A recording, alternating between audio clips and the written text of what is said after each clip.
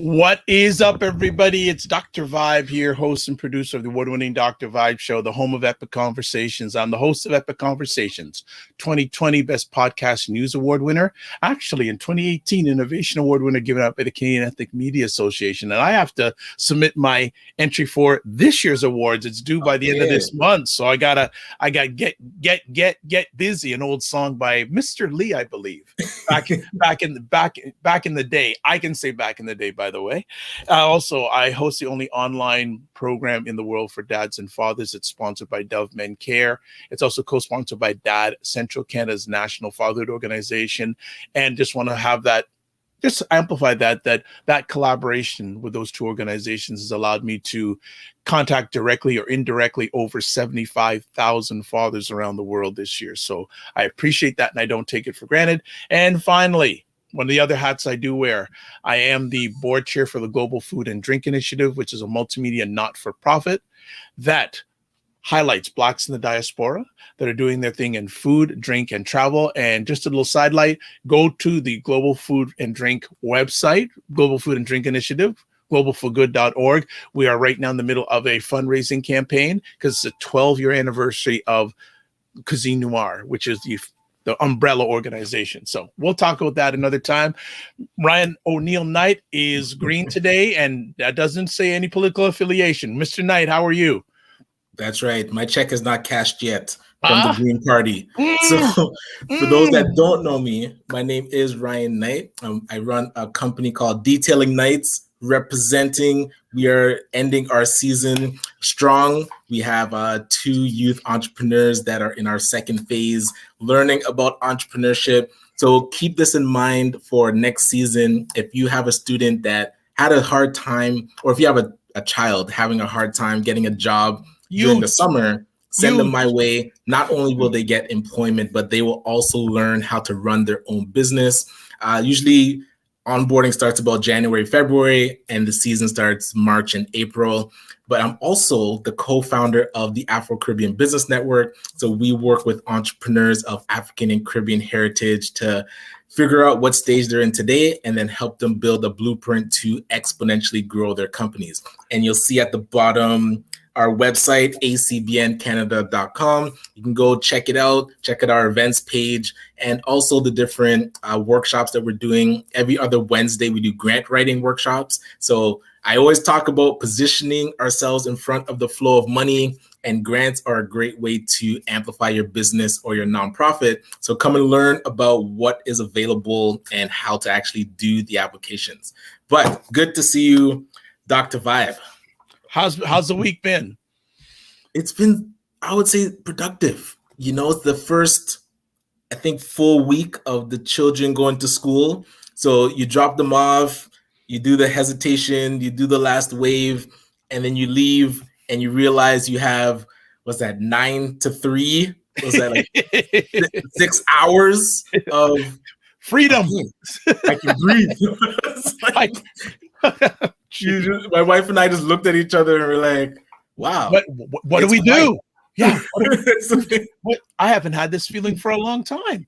Wow. And she's like, do I rest or do I clean? I was like, listen, we can clean in the afternoon. Let's just relax. So yeah, man, I feel very productive. Good. Back in work mode, like official work mode in the office. Yeah, man. Nice. Go time. Nice.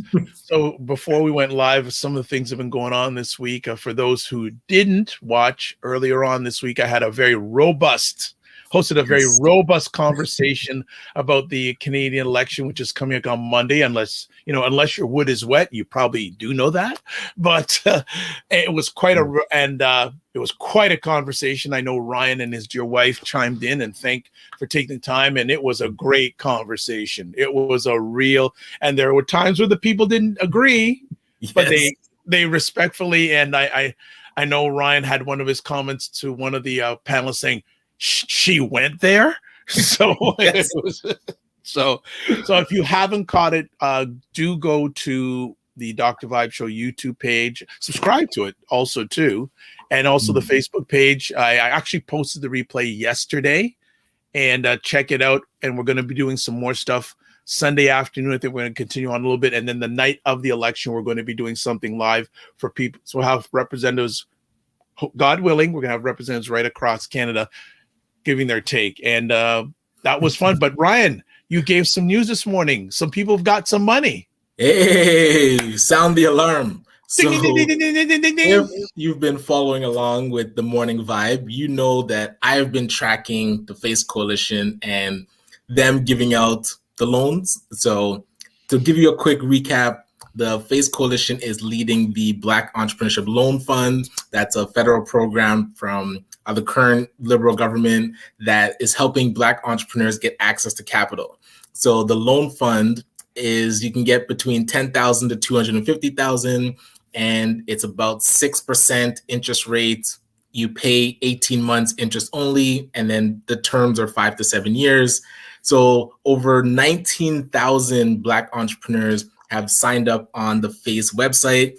About 12,000 have started their applications, and 1,100 have finished their applications properly and are being assessed. So out of the 1,100, they put on their Facebook that, hey, 2 of the entrepreneurs gave testimonials saying like, hey, we got our money. So it didn't say how much. So, I mean, anybody's guess. I would assume it's the 250,000. Why would you ask? But hold on a second. You just swore. Right. What word did you use? Why ask for anything less than the max? No. You see, there's a word I don't like that you used. Assume. Assumed. Yes. Right. Assumption is one of the most dangerous words in the world. So you made a very good comment. We don't know how much they got. Yes. And my question is, did only 2 people receive money? Well, that's where the data comes in. You only can go by what you see. We can't make up stuff. So 2 people gave testimonials. If I'm an organization, I want to parade as many people as possible, or give the data saying, okay, these are 2 out of X number of people that have received. Just a thought.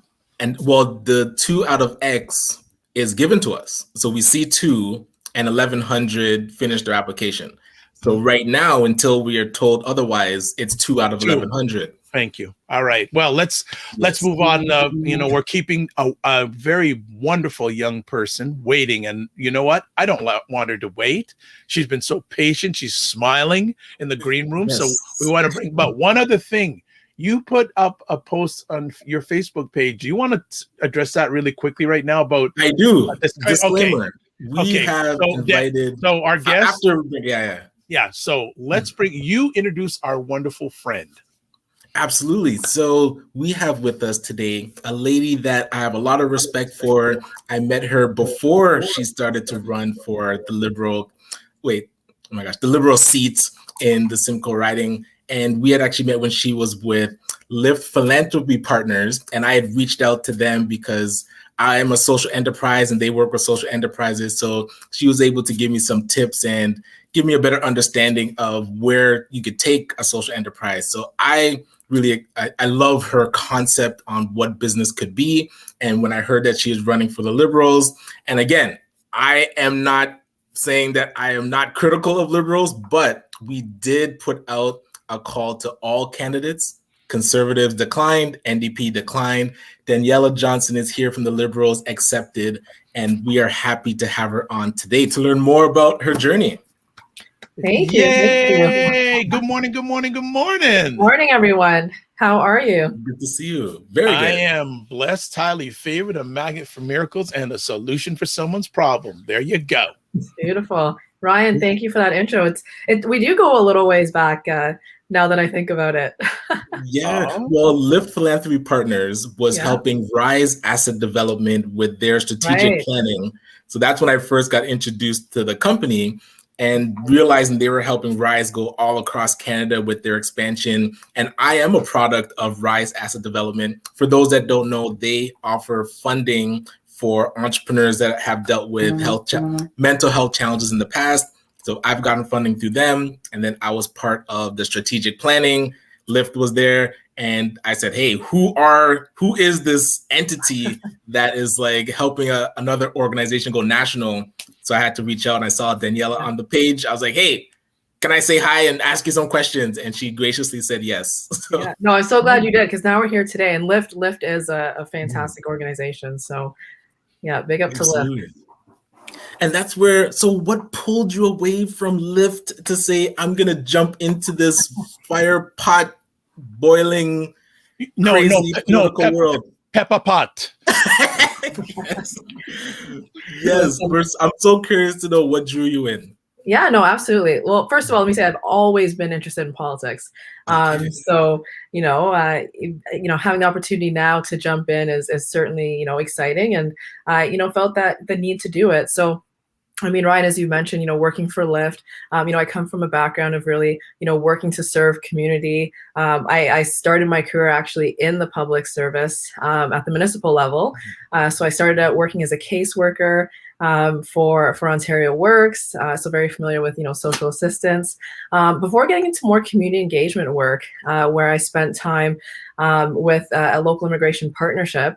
Working to support, the successful settlement and integration of immigrants and refugees into the community. So, in that role, working with a lot of community partners, community leaders, grassroots groups, businesses, government partners as well, to really, ensure, that successful integration and that we're creating meaningful opportunities for immigrants and refugees in the community. And, and then I went on to work with the Ontario Trillium Foundation.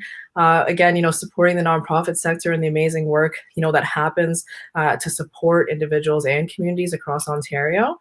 And then, that brings us to where I was most recently at LIFT Philanthropy Partners, really supporting, again, the social impact sector, working with social purpose organizations, for-profit social enterprise and nonprofit organizations to, ensure they have a greater impact in the work that they're doing and providing, the support and resources in order to do so.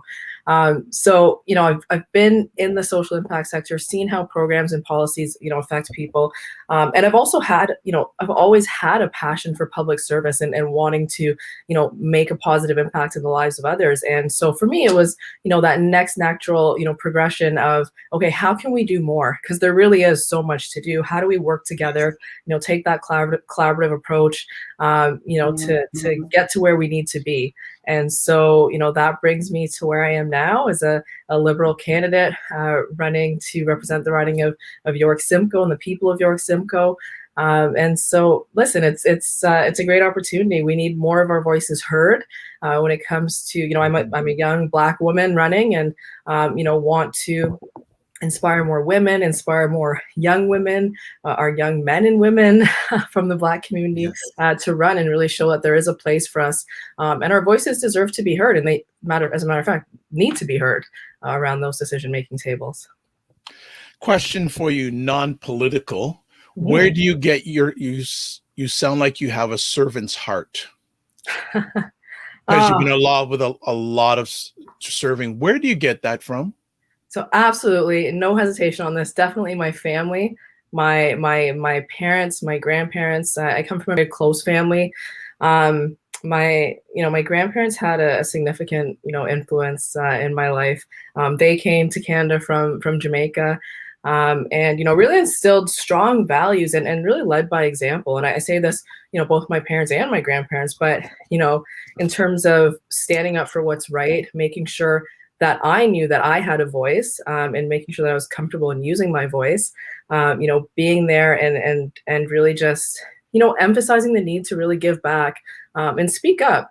And when it comes to community and working together, our families to go out together and volunteer, on the holidays, just on regular days, and, just having that togetherness, and recognizing, how blessed, we are to have the opportunities, that my grandparents afforded us by coming, to Canada, working hard.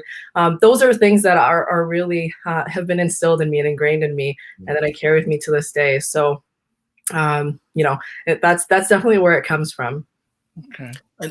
And that's where, because having you on the show, and we just love to learn about Black residents doing great things. And so that's where, and again, I'm going to be critical later, but right now we want to just learn about Daniella. So you're gonna be hard on her? Oh boy.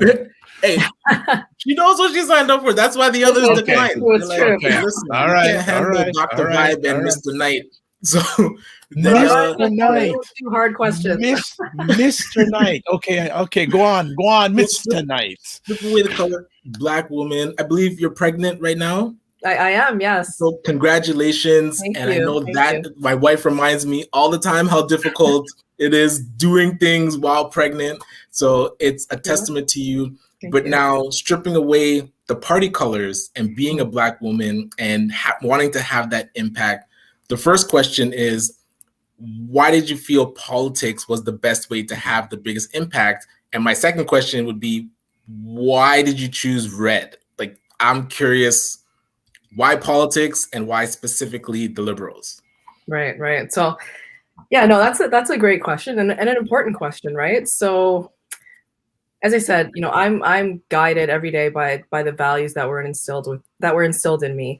I ran for the Liberal Party because I do believe in the ideals.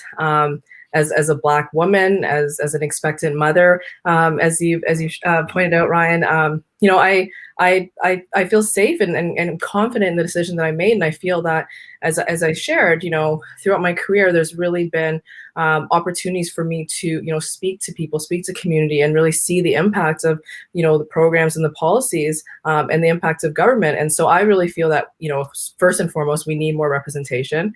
We need more of our voices to be heard. And there's too many of us who are underrepresented, and we have to take our spot at the decision-making table. So for me, it was really that when it came down to why politics. I want to see us have more effective leadership, more effective representation, diverse thought, and that's part of it. And I'm taking my experience and being able to bring that to the table. Because at the end of the day, it's one thing to be at the table, but we have to make sure that we're communicating effectively and we're really getting things done. And so for me, that's why I'm here, and that's why politics. And again, as I shared, I believe in the Liberal ideals, and it was important for me to consider, where I can do the most for the greater good, where I could continue on that path, and seeing that there's so much that needs to be done.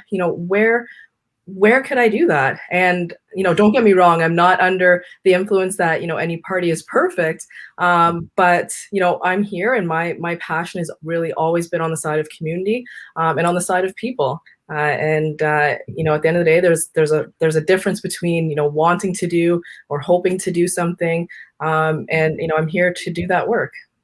Well, and that's the one piece that I'm interested to hear you go deeper on. You mentioned, like, the Liberals get things done. And if you're listening to the Conservatives or the NDP and any of the advertisements that are going on attacking Liberals, right, they say the opposite. They're like, hey, the Liberals have promised a lot and are actually not delivering.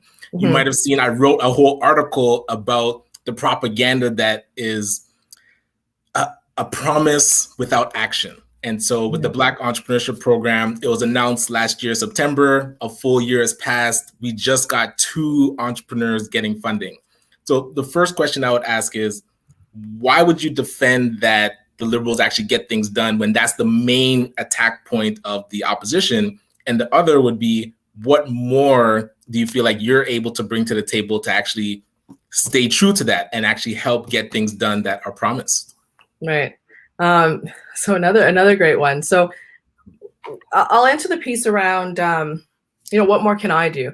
So I want to highlight that, this election, the Liberal Party of Canada has a slate of 20 Black candidates running. So that's the most that any, the Liberal Party has ever ran. And when I look at it, I say to myself, well, if there's more of us, we can do more. And so, I want to see more of our voices around the table. That's really important to me. There's, there is a large slate of us running. And, when we look at the past year, for example, we know that the Black community has been disproportionately affected when it comes to COVID-19. We know there are, ongoing issues around racism and systemic anti-Black racism as well. And so when I look at the party, there's a lot that has been done. There's and sorry, even in the current platform that's being tabled, addressing Black mental health.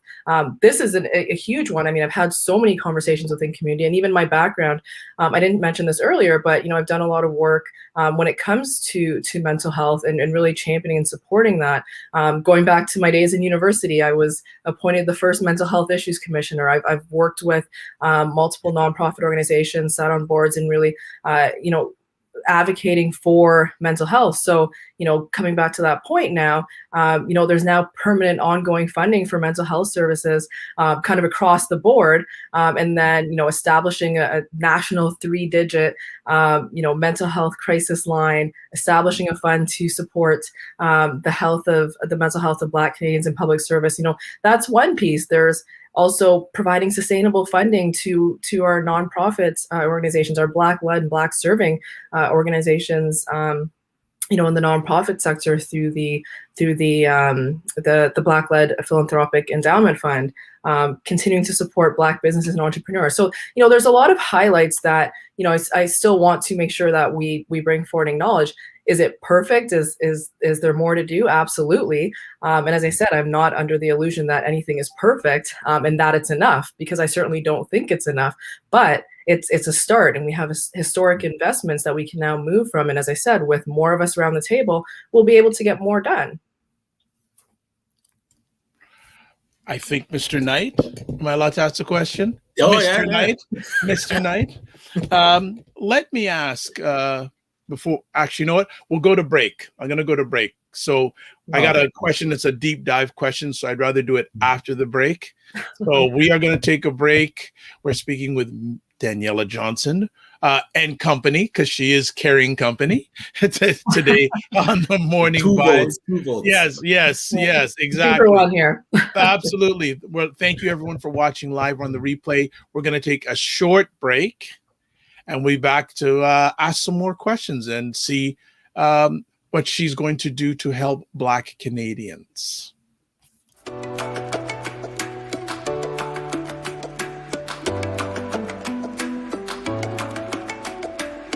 Hi, my name is Ryan Oneil Knight, the founder of Detailing Knights and one of the founding members of ACBN Canada. Our vision is to help unite and educate Afrocentric entrepreneurs so they can grow their businesses in a successful and sustainable way. We're helping businesses increase their sales and operations by providing networking, training, and consulting. So as a business owner myself, I found it difficult to find like-minded individuals, especially in my own community, that were doing things on a regular basis to help our businesses grow. ACBN Canada is that solution. We've created this community to surround your business with support to help you increase your sales and your profits. With expert workshops and masterminds to help keep you accountable, come and join us and really get to the next level.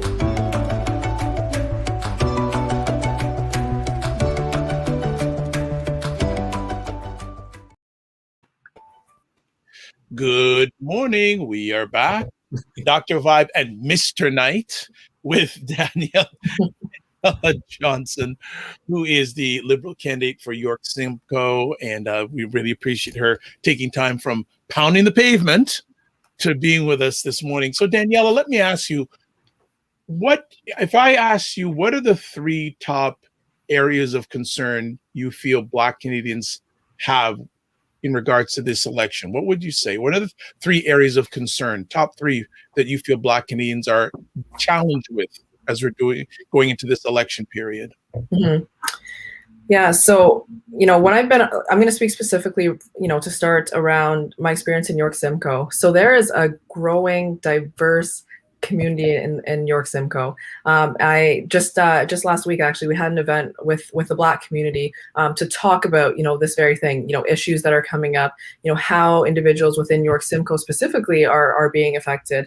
And, affordability is certainly, top of mind for a lot of folks, and, not just the Black community, but that was something that we spoke about quite in depth. Small businesses being impacted, significantly. And support that's being needed, because at the end of the day, small business is community and our families, and so making sure that there's support there. Affordable housing and childcare. We've heard that on the national stage, but that's also a huge issue that I'm hearing on the ground from our Black community members in York Simcoe. And thirdly, I'll say Black mental health. That's huge, right? Especially coming out of the pandemic. Black mental health across the board is something that's really important, and something that we really need to, make sure that those investments are there to support individuals who need that support. Great. I just want to encourage again, if you are watching live or on the replay, but especially live, we're speaking with Daniella Johnson, Liberal candidate, York Simcoe. If you have any questions or comments, now's the time to ask them, because we invited other parties and they didn't want to come. Right. So she's the star. So actually ask questions of the star. Ryan, do you have anything you want to continue?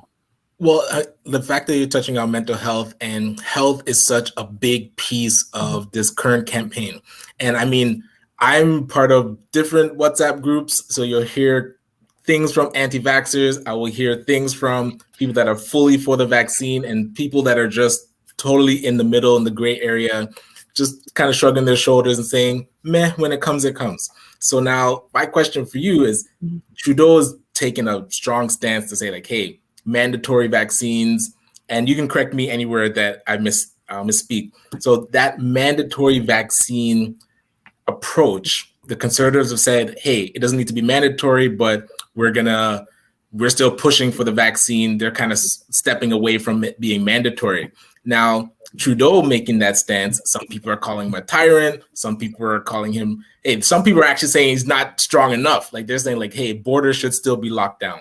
So what are your thoughts on the stance that the Liberal Party has taken on the vaccines? And is there anything that you would either add to it or do differently? Mm-hmm.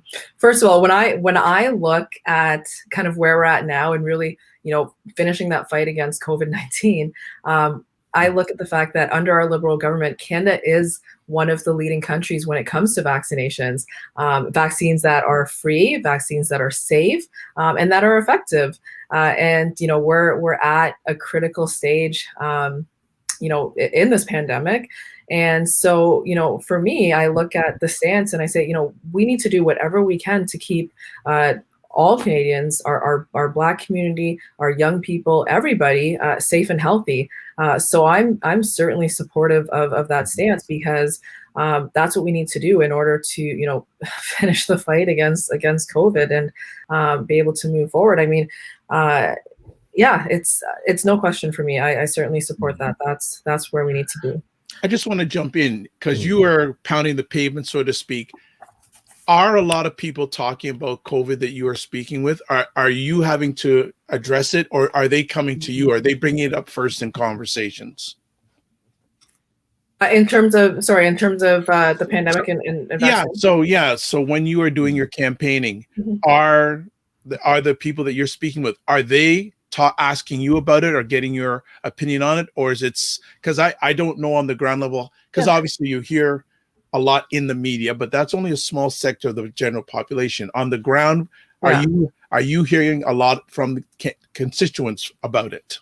When I'm on the ground, I'm first of all, when I knock on the door, I've been greeted with a lot of positivity and folks really wanting to get to know me. And that's the best part of being face to face and on the ground and speaking to individuals in the community. So, really having that opportunity to to introduce myself and talk about, okay, how are we going to work together to benefit, the community. But as I said, like on a national level, that the issues that I'm really hearing about are affordability.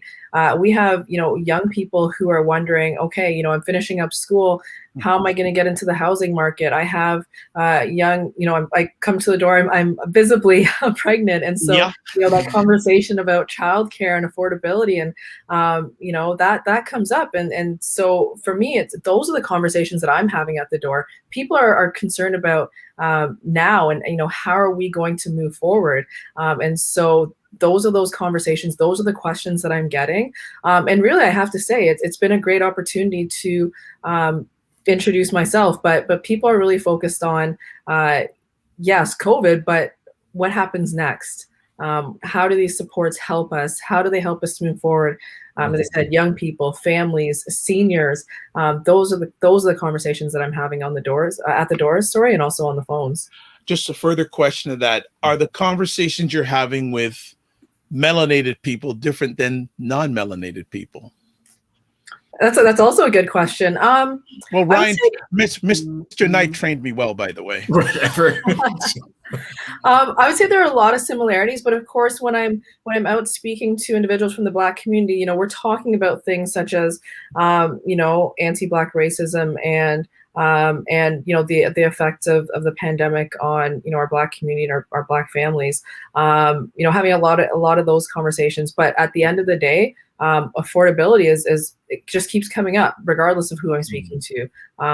Access to capital for small businesses. I've spoken to a lot of Black small business owners and entrepreneurs, and that certainly comes up a lot. And again, just concern for safety and overall well-being. Those are the conversations that we're having. But a lot of the main issues are the same. Okay, Ryan. And I do want to continue the conversation around like Black entrepreneurship and economics, but I did want to ask one final question about the vaccine. And again, you could let me know if the question is like digging too deep. How do you respond to Black residents that use that same, I won't call it trope, but like that my body, my choice? And I know that abortion topic, they talk a lot about, hey, as a woman, my body, my choice. Now I'm hearing that argument being used in the Black community to say, hey, my body, my choice. What I do is my decision. Don't make things mandatory. So how would you respond to people that use that argument? Yeah, Ryan, I would say that as I've been, at the doors and on the phones, that actually hasn't come up in conversations that I've had. Certainly, others might have different experiences when they're connecting. But as I said, the issues that I've highlighted, those really that's what I'm hearing. And that's not to sidestep the question, but it's truly what I'm hearing. Cool. And so, so to leave that, I mean, the vaccine, I've seen friendships and families being torn on this issue. So I'm hoping it doesn't tear the country apart by. Just sort of interject here. I wonder if it's as prevalent an issue as the media is making it. I'm hoping that it's not. And but I don't know if it is not, because in my circles, no one talks about it. Melanated, non-melanated, not people not really there. I think people are just wanting to say, how can I survive today and the days ahead? Right. Well, that's why I'm so glad to hear. Right. Yeah, the affordability is more the conversation. Exactly. And so with affordability, whether COVID is around or not, we still have day-to-day survival. Exactly. And that's where the first question is, do you feel like the current liberal policies do enough to empower Black entrepreneurs? There's a lot that's been done. These are historic investments that are in, the Liberal Party platform. And, as I said, there's always more that we can do. And that's why, I'm running. That's why there are so many others who have put their name forward to run. And as I said, having much more of us at the table. And when I say much more of us, I mean more Black faces, more Black voices around the table, then we'll certainly be able to advocate and champion and really make sure that we're bringing more supports.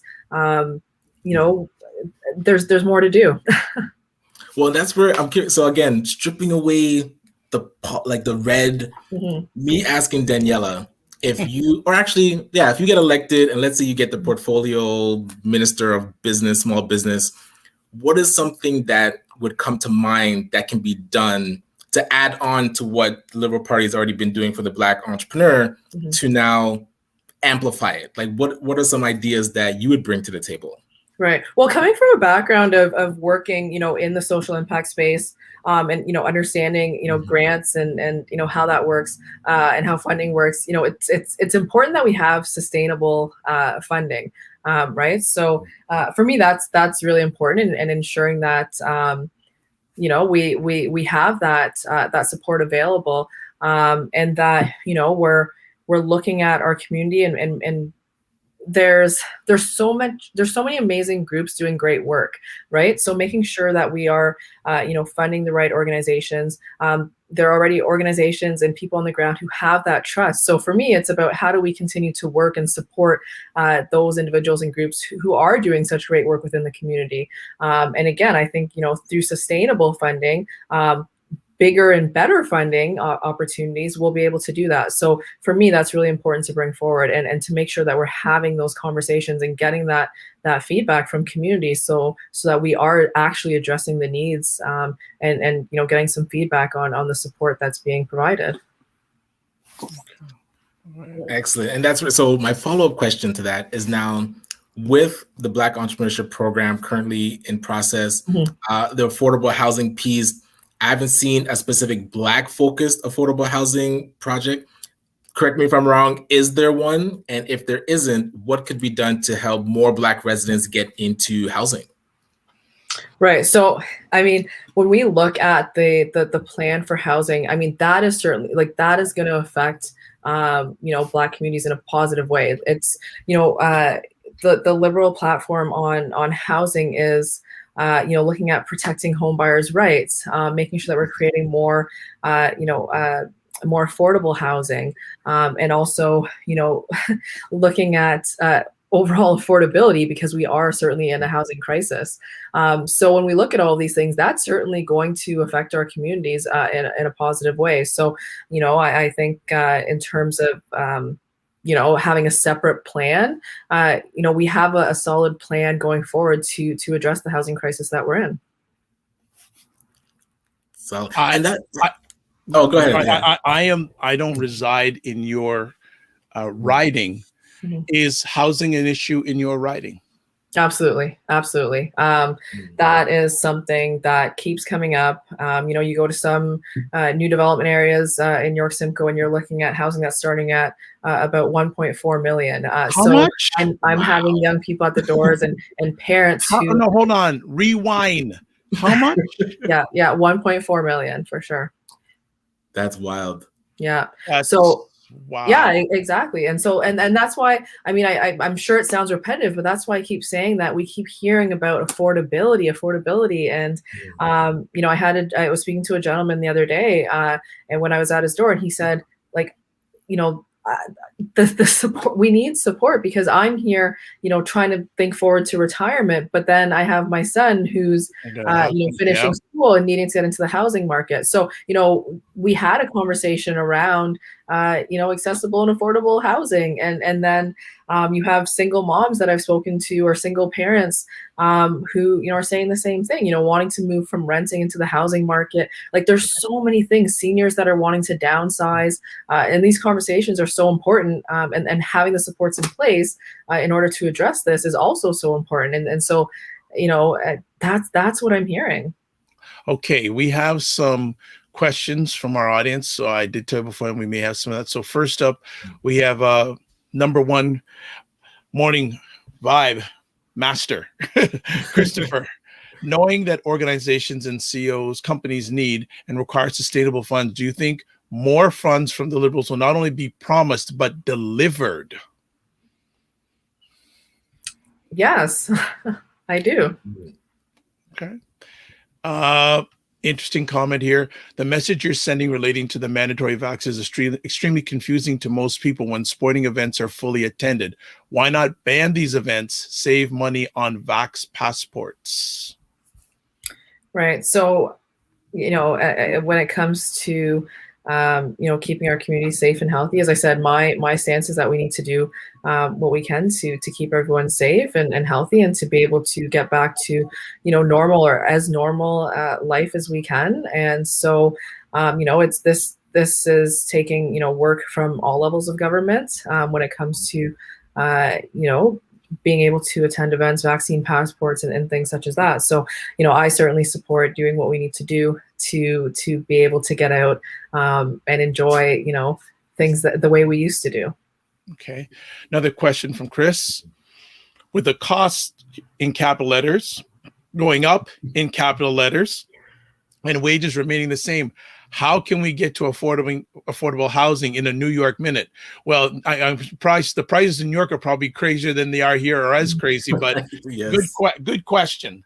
How can we get to affordable housing?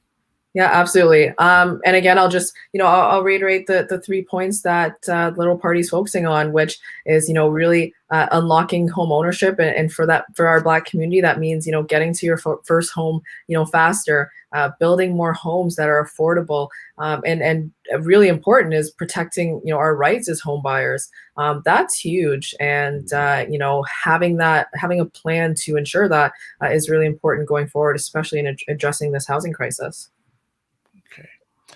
The person that asked to get your clarification in regards to Vax passports, that he commented that person does not feel that you answered their question. So I don't know if you want to go any deeper on that.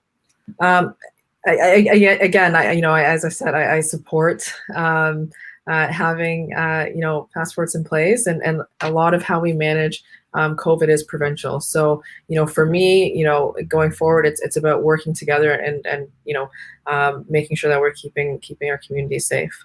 Okay, Ryan. And so this question, and again, you can totally skip it, because we're hearing from like the daily reports that now like 90% of the people that are in hospital or in ICU are unvaccinated. Mm-hmm. And the talk is coming up with, well, if you choose not to get vaccinated, should you get healthcare? Oh, that's coming up a lot these days. Yeah, I'm curious your thoughts on that kind of stance, because now if it's mandatory, is there a penalty for not getting it? Would that be the penalty? Mm-hmm. I think those conversations will certainly continue in terms of how that is managed and dealt with. At the end of the day, I want us all to be safe. Yes. And I want us to have access to healthcare and to be safe. So I'm sure those conversations will certainly continue. When you decided to run, who was the first person who you told? My husband. And what was his response? Well, he certainly knew before. Yeah. Yes, but okay, let me rework that question. When you were considering running, what was his first thought? What was his first thought? I mean, I don't think he was surprised. For one, I'll say that. His first thought is that he knows me and he knows my heart, and that I've always been dedicated and committed to helping others and doing what I can to make sure that we have better communities for all of us. And so he was very supportive and also excited too, because there's so much that we can accomplish if we work together. And so I mean, all I can really say is that he was supportive, but he knew. I'll share a little joke, but when we did share the news a little bit broader, one of our close friends said, "Well, yeah, he said that at your wedding in his speech." So, and that was before I made the announcement that I was going to run. But this journey for me started long ago. As I said, I've always been interested in politics, not because of politics as a career, but because of the impact that we can make. And I think it's important that we have representation at all levels of government. We need representation in all sectors and to have our voices heard. And that's always been important. And I've considered myself very lucky throughout my career to have had the opportunities that I've had, to have spoken to the individuals that I've had a chance to connect with. And now I just want to do that work and do more to contribute to a more positive society and lives for everybody. Well, as we start winding it down, got one more question from the audience here. Chris is saying 10 years ago, it was much easier to get a mortgage, but now it's nearly impossible unless you move 2 hours east of Toronto. And I think it's even further than that. But that's another conversation piece. What would it take to lower interest rates and loosening new homeowner restrictions? Great question. That is a great question. That's a big question. But interest rates are low, just for the record. Yes, interest rates are low. Aside from that, the interest rates cannot go any lower unless it goes to zero. Well, they could go low. They could go negative, right? So Right. Sorry. Go ahead, Danielle. Right. I would just say, this is, there's interest rates, but there's also, wanting to highlight, protecting our rights, and it's important for all individuals to be able to save for a down payment, and we have to be able to reduce the monthly costs of mortgages, and overall, really making the process of buying a home easier and more transparent. And, we've heard this, and that is in our party's platform to address, because it's important, when buying a home, especially as a first-time home buyer, understanding your rights and knowing that they are protected as you move forward. And so my final question, and again, I don't want to put you on the spot about Trudeau, because if you've listened to the show, I feel like the Trudeau stock is going down and other stocks are going up. But I am a staunch believer that the candidate is as important. And again, people argue with me that it's all just about the leader and whatever color you're wearing. So for me, what would be your pitch to York Simcoe as you, Daniella, the candidate, regardless of what people think of the leader? Why should they vote for you? Mm-hmm. Well, first and foremost, beyond York Simcoe, if you have the ability to vote, then please vote. It's so important, and I encourage everyone to look at the long term, look at the big picture.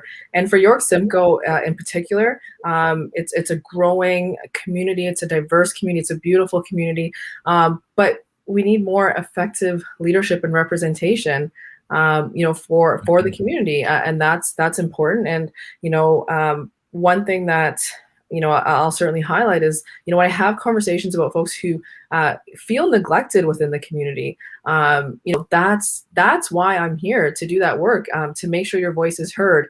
And so that's really important, because at the end of the day, the community, the residents of York Simcoe, everyone that calls York Simcoe home, deserves that effective representation, deserves for their voices to be heard. Okay, well, we'll let it go at that. I want to say a few things. First of all, Daniella, thank you for your time today and sharing with us. And Christopher Lawrence says, I'm not going to openly share to whom will get my vote. But Daniella, thank you for taking a plunge into politics. It's a way of life to learn from. All the very best.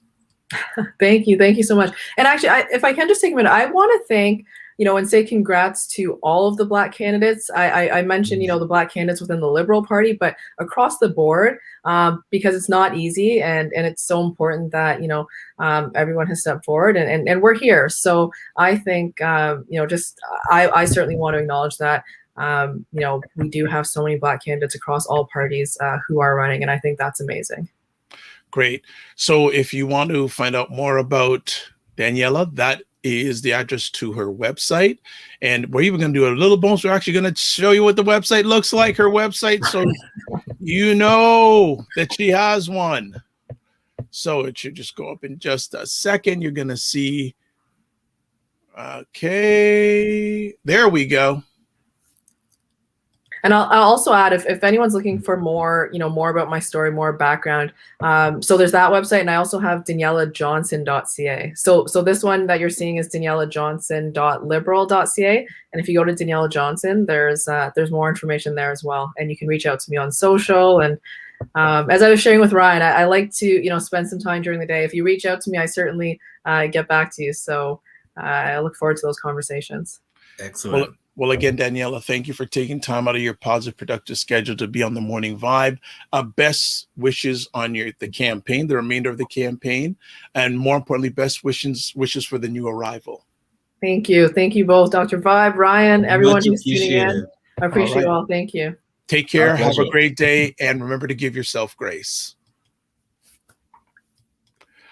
All right, folks. Cool. See, we aren't mean. Why are people not wanting to come talk to us? Because We you just have so want to much. know why to vote for you. Because you have so much power, Whatever. Mr. Knight.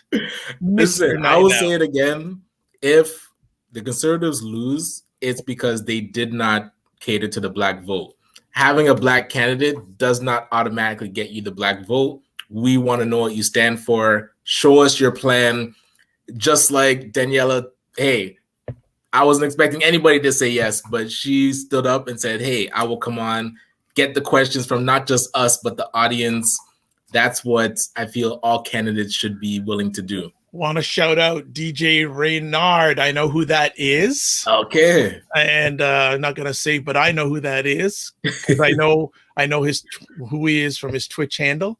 And Frequency Event Promotions, great show. Yeah, so interesting conversation. I think you got to say, great drive to be campaigning while you're expecting. I think absolutely that, and I think Danielle is a great spokesperson for regards to childcare, right? So she's great spokesperson in regards to that. What's going on for the weekend, sir?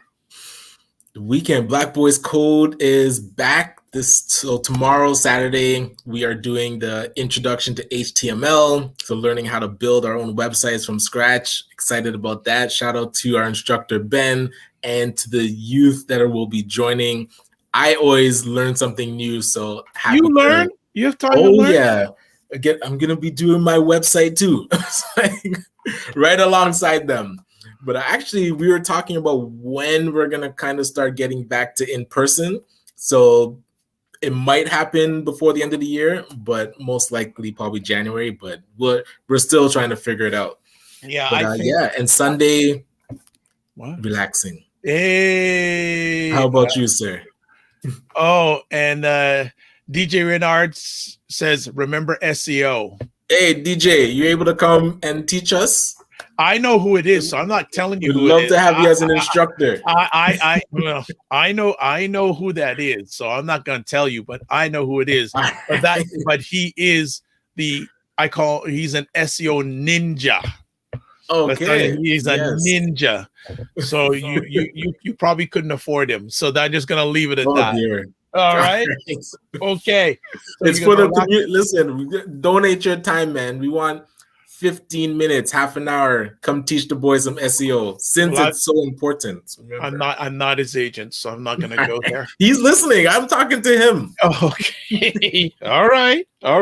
So you relax on Sunday with Dr. Vibe. What's going on? Well, tomorrow night, 9 p.m. Eastern time, I host a weekly conversation with Aisha Staggers and Jill Jones. It's called State of Things with Aisha and Jill, and they give their takes and POVs on what's going on politically and culturally in America. And you may not know either of those names, but the lady Jill Jones was a member of Prince's entourage for 10 years. Okay. So they are, and that's regular programming. Another regular programming every Sunday at 5 p.m. Eastern time. I host Black Canada Talking, where Black Canadians give their POVs and takes on things going on in the world, whether it's nationally or internationally, from a Black Canadian lens. We did a special show on Tuesday. As I said again, check the replay. Subscribe to the Dr. Vibe channel, whether it's Facebook or YouTube. But definitely, if you have, especially if you're a Black Canadian, I am really going to promote watching the replay of that conversation with Warren Clark, Louis Marshall, the Zero Gun Violence Movement, Sarah Yango from Ottawa, and Dr. L. Jones. I like to say that now. Dr. L. Jones from Mount St. Vincent University. They'll be on again. I know 3 of the 4 of them will be on again on Sunday, and then on Monday night, live on this platform. Again, follow me and you'll find out. We're going to get Black Canadians' response in regards to the election. Excellent. And also Monday morning we'll be back with Ryan. So all things election from a Black Canadian national lens. Come here. So anything else, man? Ryan is frozen on me. Okay. So I am going to leave it there. I'd like to thank everyone who watched the conversation live or on replay. And this is what I like to do at the end. Live your life as a dream. If you can dream it, you can make it. Sometimes you have to get small to get stronger. Block assumptions and aim bigger, aim better, aim higher, aim wider. Love, faith, respect, and remember to give yourselves grace. And Frequency says, have a good weekend. Thank you so much. And Christopher Lawrence, Louis Marsh for mayor. Louis Marsh is an incredible man. I've known him for many years. Passionate. So we're going to call it a day. Have a great Friday. Have a great weekend. And again, we will see you. Well, if you follow me, I'll be back live on tomorrow night. And I see we lost Ryan. There you go. So be well, everybody. God bless. Peace well. Keep the faith and walk good.